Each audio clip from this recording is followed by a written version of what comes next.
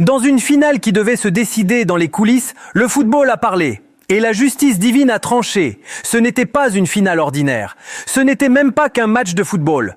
Ce Sénégal-Maroc restera comme un affrontement entre le terrain et les coulisses, entre le mérite sportif et les décisions troubles, entre le jeu et l'arbitrage contesté. Un but sénégalais refusé, un pénalty sifflé à la 98e minute, une VAR muette au moment décisif. Tout semblait écrit d'avance. Mais quand le scénario paraît verrouillé, il existe une force que ni les calculs, ni les pressions ne peuvent contrôler.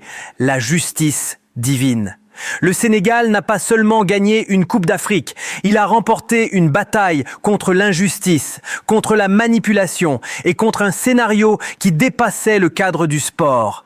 Voici le récit d'une finale totalement folle où le football a fini par reprendre ses droits. Une finale de coupe continentale. On est à la 98e minute. Une équipe marque ce qui semble être le but de la victoire. Et là, l'arbitre le refuse sans même jeter un œil à la vidéo. L'instant d'après, il siffle un pénalty pour l'équipe à domicile. On est en plein dans le scénario du vol parfait. Presque, on pourrait dire ça. Sauf que ce soir-là, le destin, ou ce que certains appelleraient une forme de justice, en a décidé tout autrement. Maroc-Sénégal, autopsie d'une finale sous très haute tension. Pour bien comprendre ce qui va se passer, il faut peut-être rembobiner un peu, parce que ce match, avant même le coup d'envoi, c'est bien plus qu'une finale. Ah oui, c'est l'apogée d'une rivalité sportive, bien sûr, mais aussi un peu politique. On a d'un côté le Maroc, le pays hôte, une puissance montante du foot africain et surtout une fédération dirigée par Fouzi Lekdja.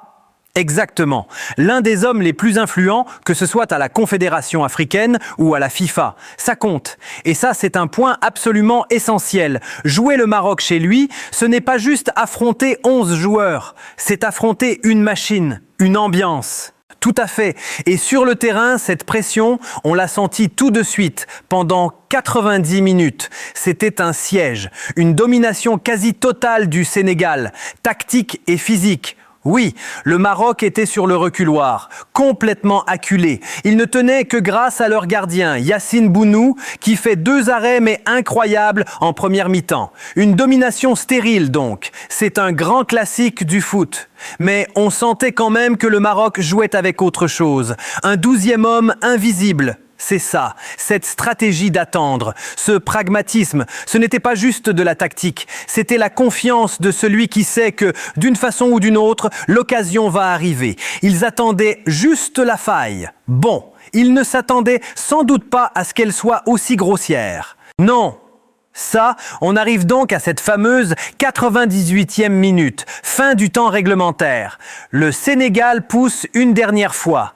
Un centre, une tête. Et but, l'explosion de joie totale côté sénégalais. Mais elle est très courte. L'arbitre, le Congolais Jean-Jacques Ndala, siffle une faute. Et sur le ralenti, c'est très discutable. On voit le défenseur marocain Achraf Hakimi qui semble surtout gêner l'attaquant avant de s'écrouler lui-même. Discutable, c'est le mot. Et c'est là qu'on arrive au premier point de rupture. L'arbitre annule le but. D'accord, mais il le fait sans un seul regard pour son écran de contrôle. Et ça, ce détail, c'est tout sauf un détail. C'est crucial. La VAR, l'assistance vidéo, elle a été créée précisément pour ça. Pour un but décisif à la dernière minute avec une faute possible. Bien sûr, que l'arbitre prenne une décision pareille, qui décide d'un titre continental sans même prendre 30 secondes pour vérifier. C'est ça qui a tout fait exploser. On n'est plus dans l'erreur d'interprétation là. On est dans quelque chose qui ressemble à un refus de voir. Un refus qui devient hallucinant, mais hallucinant quelques secondes après. Ah oui, le clou du spectacle. Dans la confusion totale, les Sénégalais protestent et l'arbitre siffle. Pénalty pour le Maroc. Pour le Maroc. En moins d'1 minute, on passe d'un but de la victoire pour le Sénégal à une balle de match pour le Maroc. Là, on a dépassé le stade de l'incompétence, c'est certain. La question c'est, est-ce que c'est de l'arrogance, de la pression ou autre chose ? Du côté sénégalais, la réponse est toute trouvée. Pour eux, ce n'est pas une erreur, c'est un plan. Ils ont le sentiment de jouer contre l'arbitre de champ, mais aussi contre l'arbitre vidéo, un certain Pierre Achot. Et ce nom, il n'est pas anodin du tout. Ah, Pierre Achot. Dans les couloirs du journalisme sportif africain, on le connaît. C'est ce qu'on appelle un arbitre politique, c'est-à-dire qu'on retrouve son nom sur plusieurs matchs à très très haute tension où ses décisions ont été, disons, beaucoup commentées. L'idée de mission spéciale lui colle un peu à la peau. L'homme des situations délicates. Voilà, l'homme qu'on envoie pour s'assurer qu'un match penche dans la bonne direction. Sa présence dans le quart Régivard ce soir-là, ça n'a fait que confirmer le sentiment de paranoïa ou de lucidité des Sénégalais. Exactement. Et face à ce qu'ils voient comme un braquage en direct, leur réaction est sidérante. On voit leur entraîneur, Pape Thiaw. Il se tourne vers ses joueurs et il fait un geste de la main. Un geste sans aucune équivoque. Sortez! Et l'équipe entière quitte le terrain. Un abandon en pleine finale continentale. C'est fou, c'est un geste d'une puissance symbolique folle. Ils ne sortent pas juste par dépit là, c'est un acte politique. Ils prennent le monde à témoin, c'est ça. Ils disent, regardez cette mascarade, nous, on refuse de la valider par notre présence. C'est un geste magnifique de défiance. Mais sur le moment, on se dit tous qu'ils prennent un risque énorme, terriblement risqué. Il ne faut pas oublier qui est dans la tribune officielle, le président de la FIFA, Gianni Infantino. Ah oui, et la FIFA. Ce genre de coup d'éclat qui remet en cause l'autorité de l'arbitrage, elle déteste ça. Les sanctions peuvent être terribles. On parle d'une exclusion de la Coupe du Monde. On parle d'une exclusion de la Coupe du Monde. D'une suspension de la Coupe d'Afrique pour plusieurs années. Le Sénégal risque de tout perdre.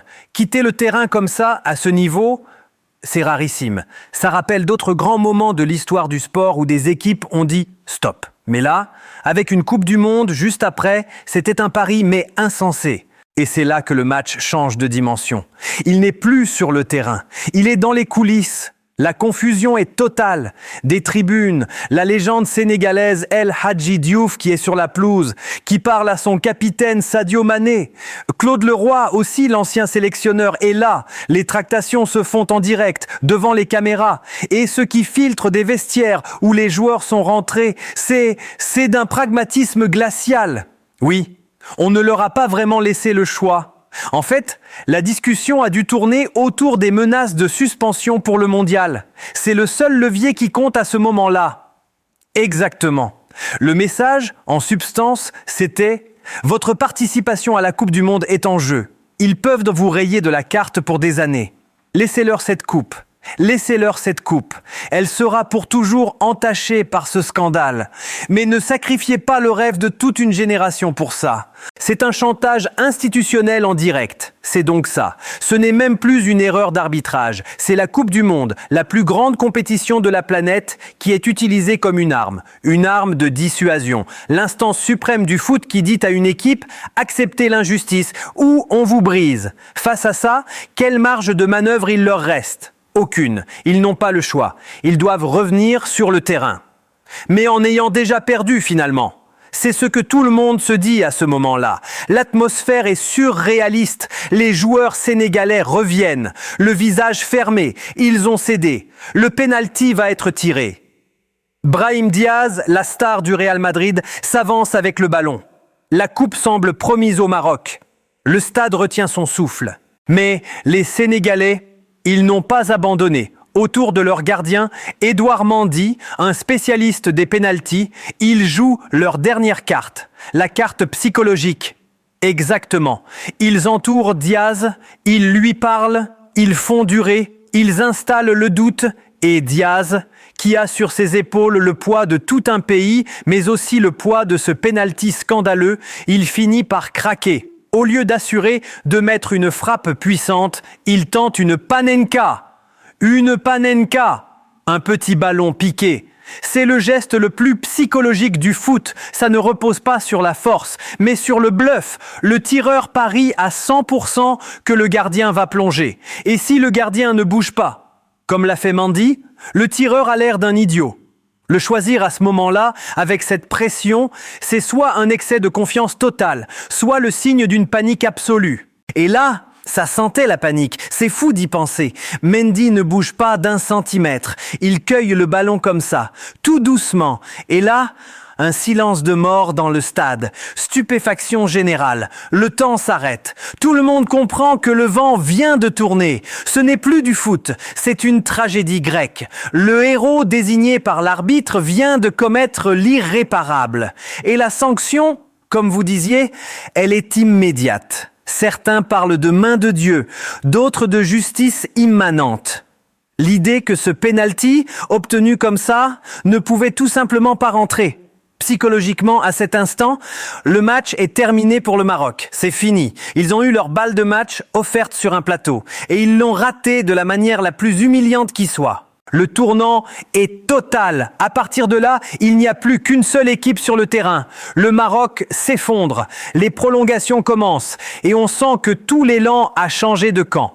Les Sénégalais qui étaient abattus il y a quelques minutes sont maintenant portés par ce sentiment de résurrection. Et ce qui devait arriver arriva. Sur une action limpide, l'attaquant sénégalais envoie un missile des 20 mètres. Cette fois, Bounou, le héros du début de match, ne peut absolument rien faire. Le ballon est au fond. La messe est dite. Le scénario est complet. L'équipe qu'on a voulu voler, qui a failli tout abandonner, finit par gagner de la manière la plus nette qui soit. Plus de discussion possible. L'après-match est à l'image du reste de la soirée. Étrange. Malaisant.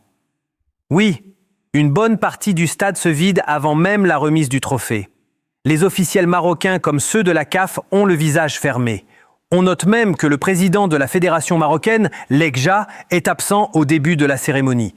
Il finit par réapparaître, mais le malaise est palpable. C'est comme si la fête avait été gâchée, non pas par la défaite, mais par la manière. La fête est gâchée parce que le scénario écrit d'avance a déraillé. Le Sénégal est champion d'Afrique. Mais cette victoire, c'est bien plus qu'un titre. C'est une victoire contre tout.